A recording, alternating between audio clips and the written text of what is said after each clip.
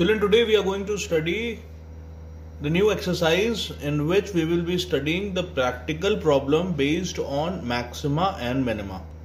Right, children? Maxima and minima we know how to calculate, like by using the single derivative test or by using the double derivative test. So in this exercise mostly we'll be using double derivative test. That means first we derivate the expression, find out the turning points, equating it to 0, then we again derivate the second order derivative we'll calculate, and then we see that for the given value, for the given turning point, whether the second derivative is positive or negative. If it is positive greater than 0, that means the function or the expression is minimum at that point, and if second derivative comes less than 0, that means the function has maximum value at that point. Alright children, let's just start with few sums so that we can understand the topic more clearly. I have taken this sum in which it is given that find two positive numbers x and y such that x plus y equals to 60 and xy cube is maximum. Now children, remember in this exercise the problems you'll get, whenever you'll get the sums of this problem based on maximum and minima, you'll see two things common. First thing is you'll always get one relation between the given variables. Like here it is given x plus y equals 60. This is the relation between two variables, and so that we can convert the expression. This is the expression in which we have to find it, show that it is maximum, or right. So when it is given maximum minimum, this is the expression. The expression is in two variables. It could be more than two variables. So this relation will help us to convert this expression into one variable, so that we can differentiate that expression and find the turning point of the expression. Right. So this is the key point, that we have to convert, or always we have to convert, mostly in every sum we have to convert the expression into single variable. Right. Let's start the solution, children. The value of x and y, x plus y is given 60. So from here we can say that if x plus y equals 60, the value of x will be 60 minus y. Right. So I have assumed this expression as s equals to xy cube. Alright, s equals to xy cube. So if we substitute the value of x here, that is 60 minus y, into y cube, we will get 60y cube minus y to the power 4. Alright. Now when we differentiate the expression in terms of y, because the expression is y, so we have to differentiate it with respect to y. Alright children. Now the value of ds upon dy will be 180 y square. Right. When we differentiate d by dy, what will get? 180 y square minus 4y cube. We all know how to differentiate. When we equate it to 0, taking 4y square common, we will get 4y square, 45 minus y equals to 0. So the y value of y will get 45. Again, this ds upon dy will get, again differentiating with respect to y. What will get? d2s upon dy2. What value will get? 360y minus 12y square. And it is given that this function is maximum. So the value of this term will be less than 0. Taking 12 common, 30 minus y less than 0, and we know that y is greater than 30. That is true for the given value of y, 45. So we can say that the value of y is 45. If y is 45, then x is 60 minus y. So the value of x will be 60 minus 45, which is 15. So the value of x will be 15 and y is 45. So the numbers, required positive numbers, are 15 and 45. Alright children, note down the solution please. Let's see another sum, children. In this sum it is given that find the maximum profit that the company can make if the profit function is given by p bracket x equals to 41 plus 72x minus 18x square. That means we have to calculate the maximum profit for the given profit function. That means the profit has to be maximum. You have to check whether the profit we are getting maximum or not. So let's this profit function as P equals to 41 plus 72x minus 18x square, and differentiate this function with respect to x. So the value of dp upon dx we will get 72 minus 36x equals to 0. On solving we get the value of x is 2. That means for x equals to 2, the profit function will be having the turning point. Again what we are doing, we are differentiating with respect to x. Again differentiating with respect to x. So what we'll get, d2p upon dx2. Then if we differentiate again, we'll get minus 36. Minus 36 value means it's less than 0. So whenever second derivative is less than 0, that means the profit has, the function has, the expression has maximum value at that point, if the second derivative is less than 0.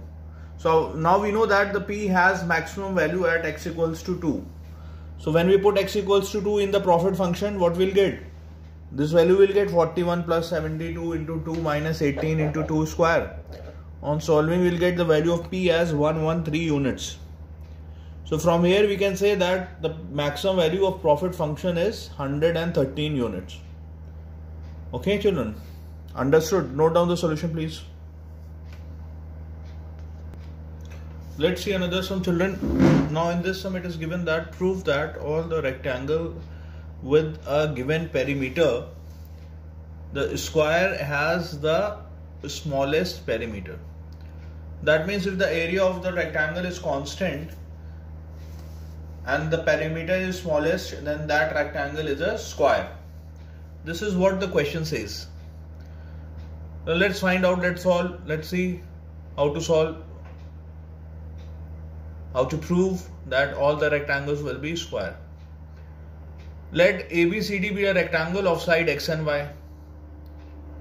We have assumed a rectangle whose side, one side is x and other side is y. Suppose length is x and breadth is y.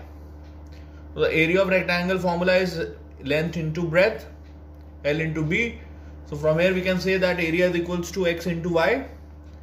And if we convert, because area is constant, it is written that given area, that means area is constant, area is not changing. So the value of y will be a upon x. Okay. If we know the formula for perimeter of the rectangle. The perimeter of rectangle is 2 times of length plus breadth, 2l plus b. Right. Here it is written. And when we put the value of length and breadth as x and y, we will get the value of perimeter as 2x plus 2y. And the value of y we have calculated here as a upon x. On substituting the value of y as a upon x, the value of perimeter will be 2x plus 2a upon x. Alright children. Now when we differentiate the perimeter with respect to x, this term when we differentiate with respect to x, what we'll get? dp upon dx equals to 2 minus 2a upon x square. Right. And when we equate this term with 0, the first derivative 0, to obtain the turning point, what we'll get? The value of x as 2a as 2x square, cancelling 2x square equals 2a, the x equals to under root a. See, the value of x cannot be negative. Why? Because x is a length. Okay, length cannot be negative. So I have not taken negative value. For finding the maximum or the minimum value, what we'll do? We'll prove that the second derivative is positive or negative. Suppose the second derivative comes negative, that means the function has maximum value at that particular turning point. And suppose the second derivative is positive, then the function has minimum value at that particular point, right? So let's find the second derivative first. So again differentiating this term again, what we'll get? 4a upon x cube. On substituting x equals to root a, we'll get positive value. A upon root a, 4 upon root a is the positive value or greater than value. So we can say that perimeter has minimum value at x equals to root a. So if x equals to root a, we substitute here in this term, y equals to a upon root a will be root a. That means the value of x and y are same, which means when the adjacent sides of a rectangle are same, that rectangle will be the square. So now we can say that all the rectangles are square for the given area and smallest perimeter or minimum perimeter. Understood, children? Note down the solution, please. Let's see another sum, children. Now in this sum it is given that show that all the rectangles inscribed in the given fixed circle square has the maximum area. That means if the area of a rectangle is maximum, it will be a square. That means the sides of the rectangle will be sec. That we have to prove. So I have assumed that this is a fixed circle. Fixed circle means the given circle or the area of the circle is constant.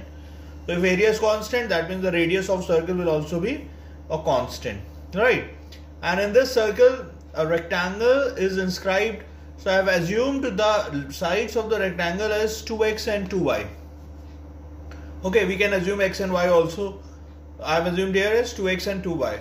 So this is the radius of the circle, and if we drop the perpendicular from here, from center to the other side, so this length will be x and the half of this side will be y. Right, from here we can see that right angle triangle is formed. So we can say that by Pythagoras theorem, hypotenuse square this equals to the square of the sum of the squares of other two sides. So from here we can say that x square plus y square equals to r square. Now the value of y square from here we have obtained as y square equals to r square minus x square, or the value of y is under root r square minus x square. Now we can convert the area into single variable, right? We have converted y in terms of x. Area of a rectangle is again length into breadth, n into b. Length is 2x or breadth is 2x, right? So 2x into 2y, it will be 4xy. So for doing calculation easy, I have done the square here both sides, squaring both the sides, right? Suppose if you put the value of y the under root, then we have to differentiate the root. So to make the calculation easy, I have done the square both sides. The value of a square will be 16x square into y square. Now children, remember for the maximum value of a or a square, it will be same. Suppose a is maximum, so a square will also maximum.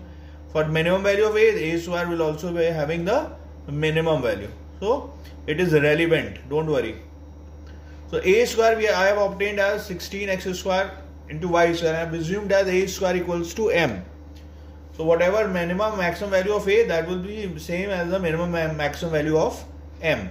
Alright.